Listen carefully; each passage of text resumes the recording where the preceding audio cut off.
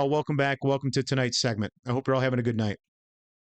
So, Donald Trump got indicted for the third straight time this past week. That's three championships. That puts him right up with the likenesses of the Chicago Bulls, LA Lakers, and the Golden State Warriors. The thing is, though, Chicago did it twice. So the only way that Trump is going to be able to catch Chicago is maybe in the next few weeks a fourth indictment will come down, and that'll give him 4 titles in a row. No team has ever done that. So it would finally put a question mark right next to some of those Bulls teams of the 90s. It all comes down to which team you're rooting for, DOJ or Team Trump. But in seriousness, folks, really, the segment is more or less about the legal system and how they are openly showing us that there is a two-tiered system, one for the elites and one for us common folk. The best way to analogize is it's pretty simple. We'll say you're getting home at night, watching your local evening news. They start reporting on, say, a carjacking or a robbery. Someone gets shot in a drug deal that went bad. Normally what happens is that criminal gets arrested, they're arraigned, bail is set. If they can make bail, they can pay it, and they can be let go. If they can't make bail, they're remanded, they stay in prison until their trial date. That's how it normally goes. Pretty straightforward and simple, right? We're talking about petty felonies. Something like I said, a drug deal that goes bad. A shooting, not necessarily a death, but a shooting. Bank fraud. Something. Go to jail. But now, when you start dealing with, let's say, Hunter Biden, gun felony charge, federal charge of lying on a firearms background application, tax evasion, drug possession, prostitution. Goes to court, pleads not guilty. During his arraignment, no bail is set. He is let go to walk on his own.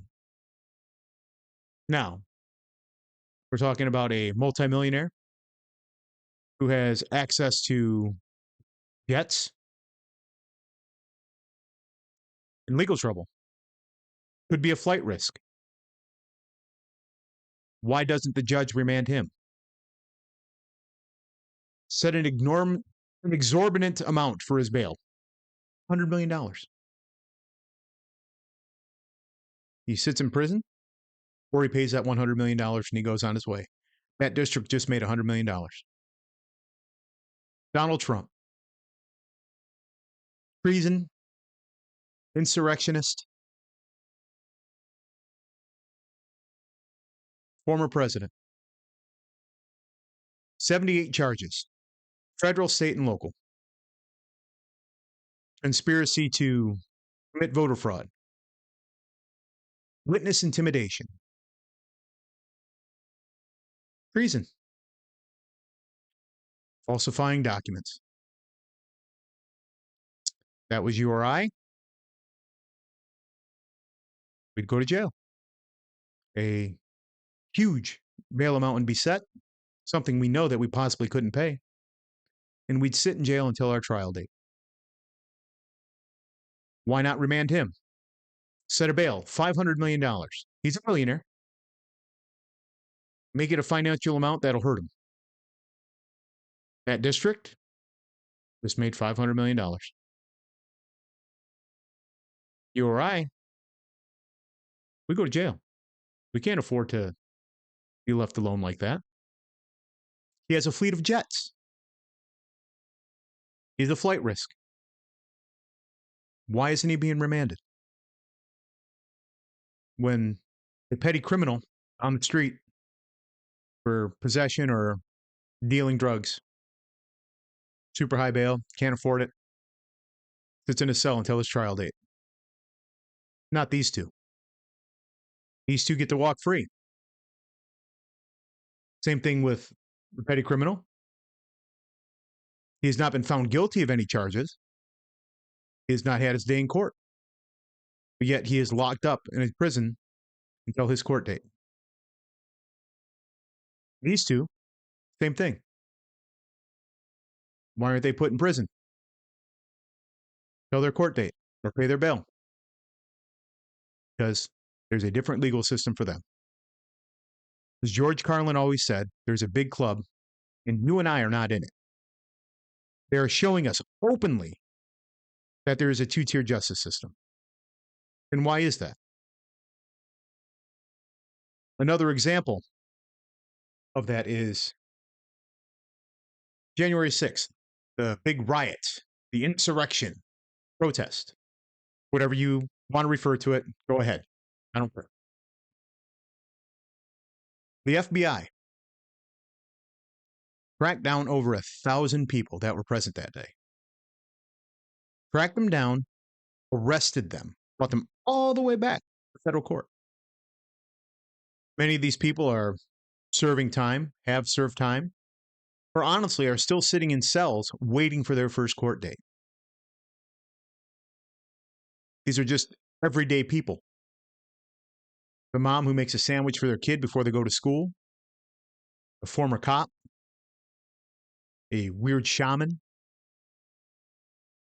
But they could be me or you, whatever side of the aisle you're on. It doesn't matter, left or right. These are just regular everyday people that were upset because they didn't agree with the election results. Sitting in jail. Treated like terrorists. But yet we have two elites that is, we have strong evidence on both sides that they've committed these atrocities. But yet they're let to go free, and these people are rotting in cells. You have the man who incited an insurrection of the United States, according to the media. But yet he's allowed to walk free. So this is me asking the Department of Justice, are you serious? Are you really serious? You have two men that have committed felonies, okay, and you're going to let them go. One of them supposedly committing treason against the United States, but yet you're going to allow him to walk free until his trial. Why is that? Why won't the Department of Justice remand either one of them or both of them? There's clearly evidence that Hunter's done what he's done. It's obvious he's not paid his taxes, which is a federal crime. Ask Wesley Snipes what happened to him. He served some time in jail because he didn't pay his taxes. But how come Hunter isn't? Is it because who his dad is? I say remand him. Set your bail for $100 million. Let the evidence speak for itself. If he's guilty, he goes to jail and serves his time. Screw everyone on the left that says he didn't do it. Donald Trump being accused of insurrection and other federal crimes. Supposedly the one who caused the insurrection, but yet they let him walk free. If the Department of Justice was as serious as they said they would be, or are, they would remand him, set his bail for $500 million, let the evidence speak for itself, let the truth be heard, and if he's guilty, serve your time, he goes to jail. Screw everyone on the right who said he didn't do it. So why doesn't the Department of Justice actually enact on the law if the law is above everybody else? No one is above the law. Apparently, there are, and it's the elites, not us, because we're not part of that. We're not part of that club. So why is it? Honestly, it's us. Why is it? Why isn't it, fair? It's because of us. It's because what we have allowed to happen. We continue to vote for the same people over and over again based on name recognition, based on party line, not based on what the candidate can do for my community or my country, my district. Because people are stupid. That simple. It's that simple. And there's only one solution. You have to change the way you vote. You have to inform yourself. But Tony, I don't want to do that because if I just start looking into stuff like this, it'll just make me mad. Good. It's supposed to make you mad. And I'm not talking about being mad at like someone who has a different political opinion than you. It should be mad at yourself for allowing it to happen, allowing yourself to let it happen, allowing yourself not to pay attention. Everything that's going on around us right now in this country is our fault. We put these people in power. We have the ability to take their power away.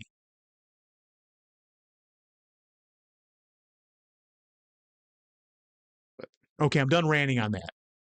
But going back to the DOJ, if these two men were as guilty as claimed, either side having the evidence they claim to have, why haven't they been remanded? Why are they not sitting in a holding cell until their trial dates? The media plays it up like, oh, it's okay. They're not, it's all right. It's just normal. No, it's not. The average person who does a nonviolent crime is still getting a bail set and they're sitting in a holding cell until their trial date. Not these guys.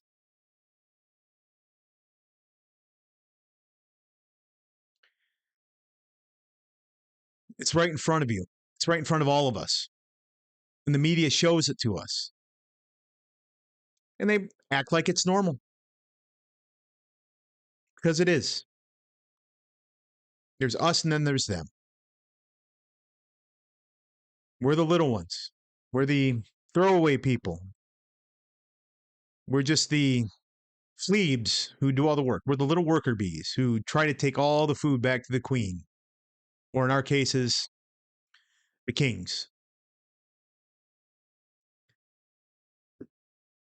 We can change it. But you have to change yourself first. Change your ideas. Change your point of view. Change your outlook. Actually, look at what's going on around you. Pay attention. Understand the things that you see around you. You voted for that. These are policies you voted for, allowed them to actually enact and put in place.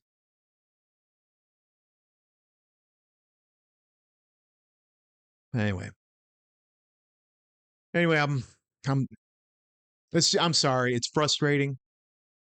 It's very frustrating because we see it every single day.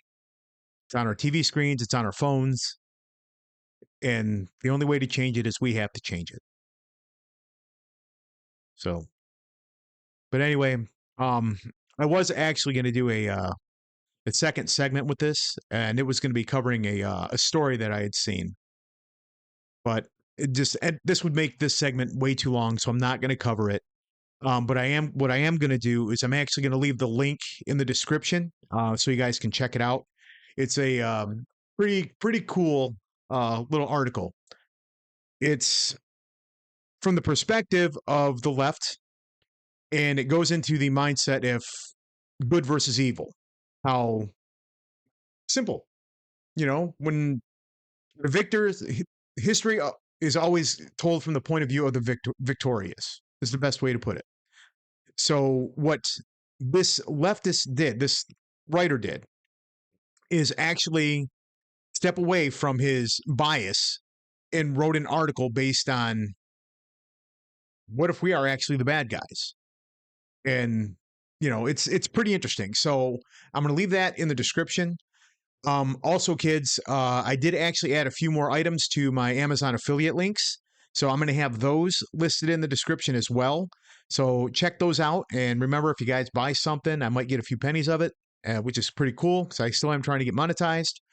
And but on that, I'll leave it go. And you guys have a good night. So remember, vote angry, and we'll do it all over again next week. I love yous. See you soon.